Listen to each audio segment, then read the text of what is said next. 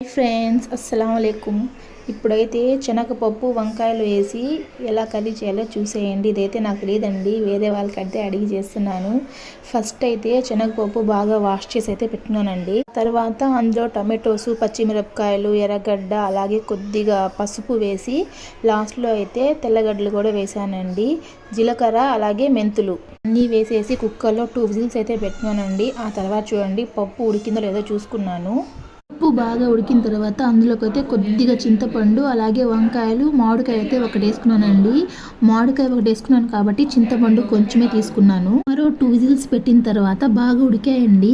అప్పుడు కొద్దిగా ఉప్పేసి బాగా పప్పునైతే మెదుపుకున్నాను. ఆ తర్వాత తాలింపు అయితే పెట్టుకున్నానండి. ఫస్ట్ ఒక కడాయిలో ఆయిల్ వేసుకొని ఆవాలు, అలాగే ఉల్లిపాయ, కొద్దిగా ఇంగువ, అలాగే కరివేపాకు, జీలకర్ర, మెంతుల పొడి కూడా వేస్తున్నానండి. ఇది వేసుకుంటే టేస్ట్ చాలా బాగా వస్తుంది.